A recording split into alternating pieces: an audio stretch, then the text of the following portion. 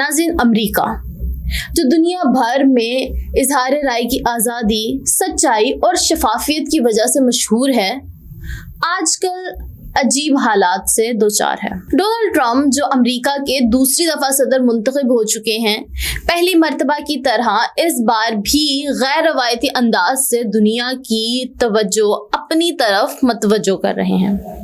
لیکن اس وقت اس توجہ کا مرکز ڈونلڈ ٹرمپ نہیں بلکہ وائٹ ہاؤس ہے، جہاں سے کچھ ایسی ان کے آفیشیل پیج پر تصاویر شیئر کی گئی ہیں جو کہ اس وقت دنیا میں متنازع بن چکی ہیں۔ بظاہر یہ تصویر طاقتور، بااعتماد اور تاریخی انداز میں ٹرمپ کو پیش کرتی ہیں، کبھی میدان جنگ میں لیڈر کی طرح تو کبھی امریکی آئین کے معمار کے درمیان بیٹھے ہوئے۔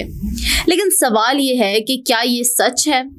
مصنوعی ذہانت کا استعمال اگرچہ جدید دور کی ضرورت بن چکا ہے، لیکن جب اسے تاریخ یا سیاسی بیانیے کو سنوارنے کے لیے استعمال کیا جائے تو یہ گمراہ کن بھی ہو سکتا ہے۔ سوال یہ نہیں ہے کہ AI کا استعمال یا پھر مصنوعی ذہانت کا استعمال کیوں کیا گیا ہے، سوال یہ ہے کہ کیا عوام کو بتایا گیا ہے کہ یہ جتنی بھی تصاویر ہیں وہ فرضی ہیں؟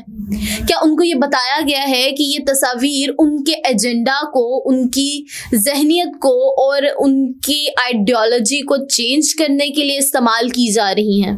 ماہرین کہتے ہیں کہ یہ صرف ایک تصویر نہیں بلکہ ایک سوچ ہے جو یہ ظاہر کرتی ہے کہ اقتدار میں آنے کے بعد سچ اور جھوٹ کے درمیان لکیر کس حد تک دھندلی ہو سکتی ہے۔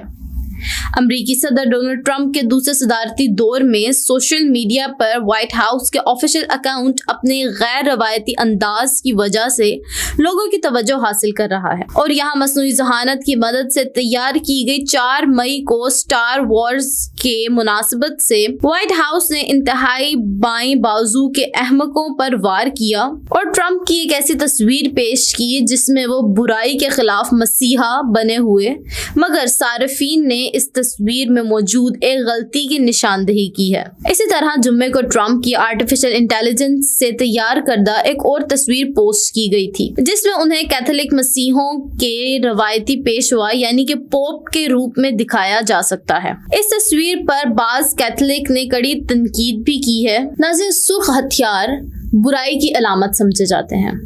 فلم سٹار وارز میں 2 طرح کے کردار نمایاں کیے گئے تھے، ایک اچھائی کو ریپرزینٹ کر رہا تھا اور ایک برائی کو، لیکن ان تصاویر میں جبکہ ٹرمپ کے ہاتھ میں سرخ رنگ کا ہتھیار ہے اور چونکہ سرخ رنگ کے ہتھیاروں کو برائی کی علامت سمجھا جاتا ہے، تو یہ ایک سوالیہ نشان بن چکا ہے کہ کیا ٹرمپ سچائی کے، اچھائی کے نمائندے ہیں یا پھر وہ برائی کے نمائندے ہیں۔ بظاہر AI سے بنی اس تصویر میں ٹرمپ نے فلم سیریز سٹار وارز کا مشہور ہتھیار لائٹ سیبر اپنے بھاری بھرکم بازوؤں میں تھام رکھا ہے اور اس کی پس منظر میں 2 عقاب ہیں۔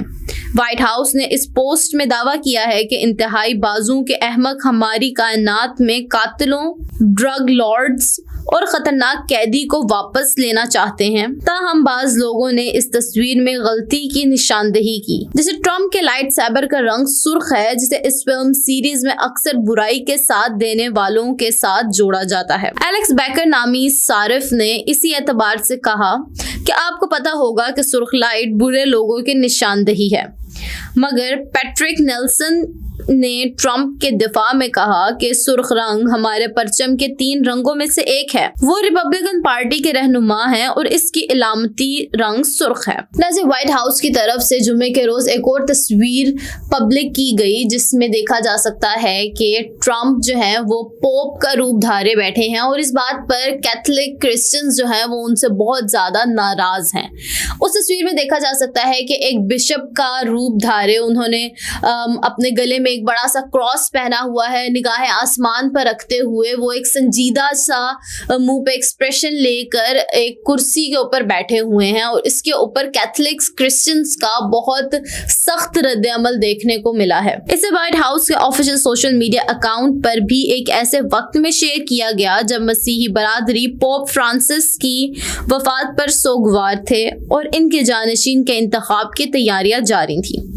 ٹرمپ پر کیتھولک عقیدے کا تمسخر اڑانے کا الزام لگایا گیا۔ ٹرمپ جو کہ خود بھی ویٹیکن سٹی میں پوپ فرانسس کی آخری رسومات کا حصہ بنے تھے، انہوں نے تنزیہ طور پر کہا تھا کہ میں اگلا پوپ بننا چاہتا ہوں۔ نیو یارک کی کیتھولک کانفرنس جو ریاست میں بشپس کی نمائندگی کرتی ہے، انہوں نے ایکس پر تصویر کو تنقید کا نشانہ بنایا ہے۔ انہوں نے کہا ہے کہ اس تصویر میں کچھ بھی چالاک یا مزاحیہ نہیں ہے۔ وہ کہتے ہیں کہ ہم نے ابھی اپنے محبوب پوپ فرانسس کو قبر میں اتارا ہے اور سینٹ پیٹر میں کارڈینلز ان کے جانشین کا انتخاب کرنے جا رہے ہیں، ہمارا مذاق نہ اڑایا جائے۔ بائیں بازو کے خیالات رکھنے والے اٹلی کے سابق وزیر نے بھی ٹرمپ پر تنقید کی۔